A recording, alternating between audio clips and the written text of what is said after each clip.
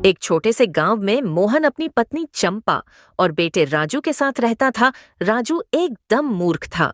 वह कोई भी काम धाम नहीं करता था। वो घर में रहकर वह सिर्फ मुफ्त की रोटियां तोड़ता रहता था। मोहन और चंपा अपने बेटे राजू से बहुत परेशान रहते थे। वह उसे कुछ कमाने को कहते थे, पर वह बहुत बड़ा मूर्ख था। उसे कोई भी काम नहीं आता था, न ही उसे कोई कुछ काम देता था।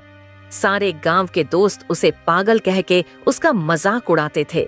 राजू सिर्फ उनकी ओर देखता रहता था और उन्हें कुछ नहीं कहता था। राजू करीबन 22 साल का हो चुका था।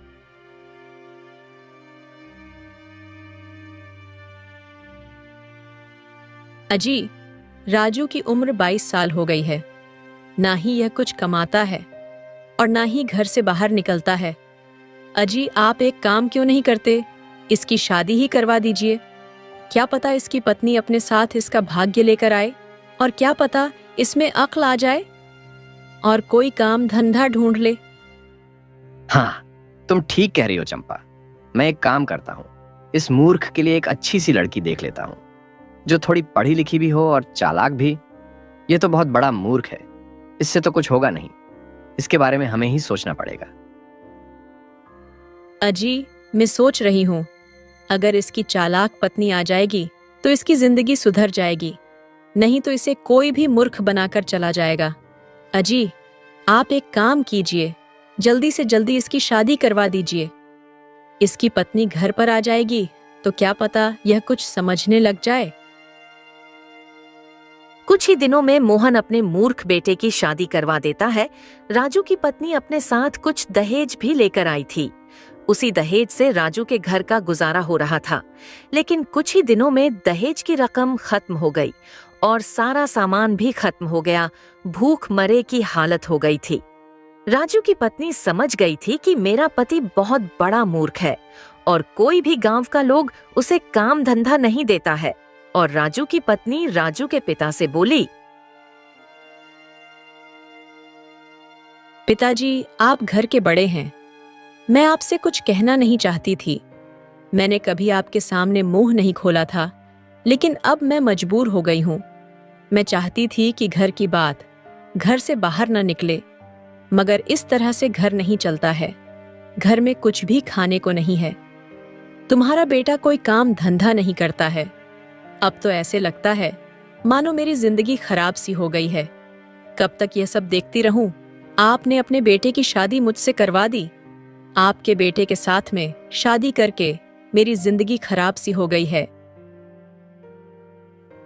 बहू, वह तुम्हारा पति है, तुम उसके बारे में इस तरह कैसे बोल सकती हो? पत्नी को हमेशा अपने पति की इज्जत करनी चाहिए।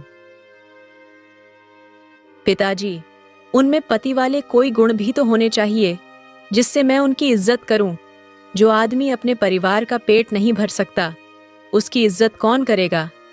इज्जत उसकी होती है जो घर में 2 पैसे कमा कर लाता है। घर में दिन भर चारपाई पर पड़े रहने वाले की इज्जत नहीं होती है। अरे बेटा, तुम इतना गुस्सा क्यों होती हो? तुम राजू को समझाओ कि वह कुछ काम धाम करे। बेटा, पति को समझाना होता है और पत्नी को उसे कंट्रोल में करना होता है, और तुम ही उसे काम धंधे के बारे में समझाओ। बेटा, वह थोड़ा बचपन से ही पागल है। पिताजी, मैंने तो उन्हें कितनी बार समझा समझा कर थक चुकी हूँ। वह मेरी सुनते ही कहाँ है। बस उन्हें सारा दिन चारपाई पर पड़े रहना अच्छा लगता है। पिताजी, अब आप ही उन्हें कुछ समझाइए।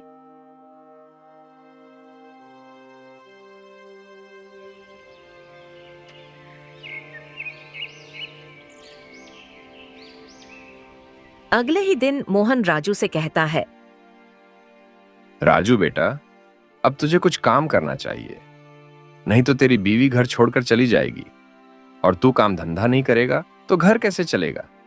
तेरी पत्नी तेरी वजह से सारा दिन परेशान रहती है। तू एक काम क्यों नहीं करता?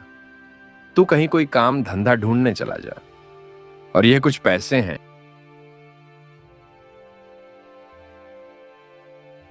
तुम इन पैसों को अपने पास रखना। तुझे रास्ते में इनकी जरूरत पड़ सकती है।